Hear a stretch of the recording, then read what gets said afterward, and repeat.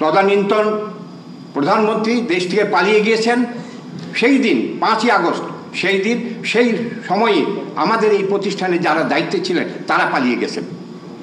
এক সুন্দর মিল আছে। আপনারা যে প্রতিষ্ঠানে বসে আজকে এই মিটিং করছেন, মত বিনিময় করছেন, আমি দুর্ভাগ্য বা সৌভাগ্যবশত এই প্রতিষ্ঠানের সভাপতির দায়িত্ব পালন করছি। ইনস্টিটিউশন অফ ডিপ্লোমা ইঞ্জিনিয়ার্স বাংলাদেশের ৫ লক্ষাধিক সদস্য এবং আর ৫ লক্ষাধিক ছাত্র সদস্য, এদের প্রতিনিধিত্বকারী একমাত্র প্রতিষ্ঠান institution of diploma engineers Bangladesh. তো সেই প্রতিষ্ঠানের আমি কিন্তু অন্তর্বর্তীকালীন আহ্বায়ক। যেমনভাবে দেশে তদানীন্তন প্রধানমন্ত্রী দেশ থেকে পালিয়ে গিয়েছেন, সেই দিন ৫ই আগস্ট, সেই সময়ে আমাদের এই প্রতিষ্ঠানে যারা দায়িত্বে ছিলেন তারা পালিয়ে গেছেন। এক সুন্দর মিল আছে।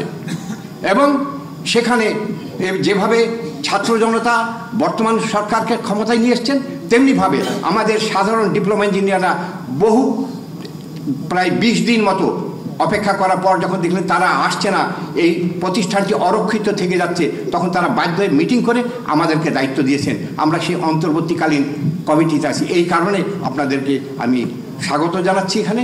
আর যারা এখানে অনুষ্ঠান করেছেন তাদেরকেও ধন্যবাদ জানাচ্ছি এবং তাদেরকে বলবো যে আপনারা এইটা ব্যবহার করবেন, আমাদের এখানে আসবেন। আমরা আপনাদের এই এলাকায় আছি এবং আমরা চেষ্টা করবো ইনশাল্লাহ আপনাদেরকে সর্বতভাবে সহযোগিতা করার জন্য। আমি আশ্চর্য হয়ে গেছি, বিমোহিত হয়েছি যে পুলিশরা সাধারণ ছাত্র জনতাকে ডেকে এনে মত বিনিময় করে। আমার জীবনে, আমার ৭৪ বছর বয়স, আমি দেখি নাই। এই প্রথম দেখলাম এই উদ্যোগ।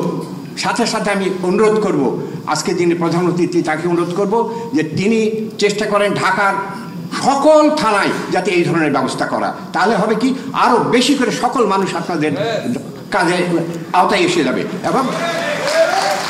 এবং সঙ্গে সঙ্গে আরও বলবো, যদি আইজিপি সাহেবের কাছে আমি অনুরোধ জানাবো আপনাদের মাধ্যমে যে তিনি যেন সারা দেশে এইরকম ব্যবস্থা করেন, যাতে করে পুলিশের সঙ্গে একটা সম্পর্ক সাধারণ জনগণ হয়ে যায়।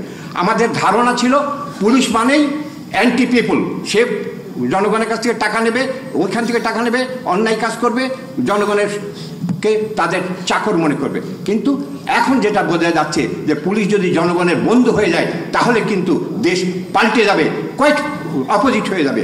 সেই পাল্টানোর ব্যবস্থা আপনারা করার জন্য বিনীতভাবে অনুরোধ করব। আমি খালি আপনাদেরকে আরেকটি কথা বলে শেষ করতে চাই, কথা বেশি বাড়াবো না, যে আমি একজন শহীদ মুক্তিযোদ্ধার সন্তান। আমরা ৯ ভাই বোন, তার মধ্যে 4 ভাই বোন আমরা মুক্তিযুদ্ধ করেছি এবং আমরা মুক্তিযুদ্ধ করে এদেশে এসেছি। কিন্তু এখানে এসে দেখা গেছে যে যারা মুক্তিযুদ্ধের ধারক বাহক বলে নিজেদেরকে মনে করেছেন, তারা কিন্তু তাদের অনেকেই মুক্তিযুদ্ধ করেননি। এবং আমি ব্যক্তিগতভাবে মুক্তিযুদ্ধ করার কারণে কলকাতায় বসে কে কি করেছেন এগুলো আমি নিজের চোখে দেখেছি। আপনাদের যাদের বয়স কম তারা কিন্তু দেখেন নাই, তারা শুনেছেন। আর আমি ব্যক্তিগতভাবে দেখেছি কে কি করেছেন, কে দেশের জন্য কাজ করেছেন, কে এখানে আন্তর্জাতিকভাবে লবি করেছেন, কে কি করেছেন, দেশের স্বাধীনতার জন্য কি করেছেন, এবং কলকাতায় বসে বসে অন্যান্য অপকর্ম যারা করেছেন সবগুলো আমরা দেখেছি। আমি শেষ কথা এইবার বলবো যে বিগত সরকার হাজার হাজার কোটি কোটি টাকা এখান থেকে ডলার লোপাট করে বিদেশে নিয়ে গিয়েছেন।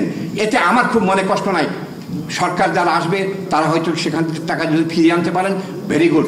কিন্তু আমার মনে যেটা কষ্ট ছিল, বাক স্বাধীনতা ছিল না, আমাকে কথা বলার সুযোগ দেওয়া হয় নাই। এই যে কথা বলতে দেয় নাই, এইটা খুব মনোপীড়ার কারণ ছিল। এটা আমার মৌলিক অধিকার, সেই অধিকারকে হরণ করা হয়েছিল। সেই অধিকার আবার পুনঃপ্রতিষ্ঠিত হয়েছে এই কারণে সেই ৩৬শে জুলাই সেই তারিখের বীর সেনানী যারা রক্ত দিয়েছেন তাদেরকে আমি লাল সালাম জানাই। তারা এই দেশের অকুতভয় ছাত্রছাত্রী জনতা, তারা এখানে তাদেরকে জীবন দিয়ে তারা এই ক্ষমতা থেকে তারা অপশাসনকে দূর করতে পেরেছেন।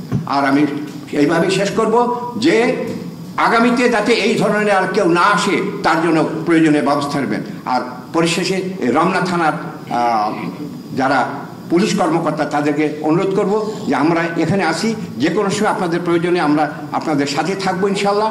আর আপনাদের এই সাহায্য আমরা চাইব যে এখানে এখনো এই যারা অপশক্তি ছিলেন তারা এখনো চেষ্টা করছেন এই প্রতিষ্ঠানের কিছু ক্ষয়ক্ষতি করার জন্য।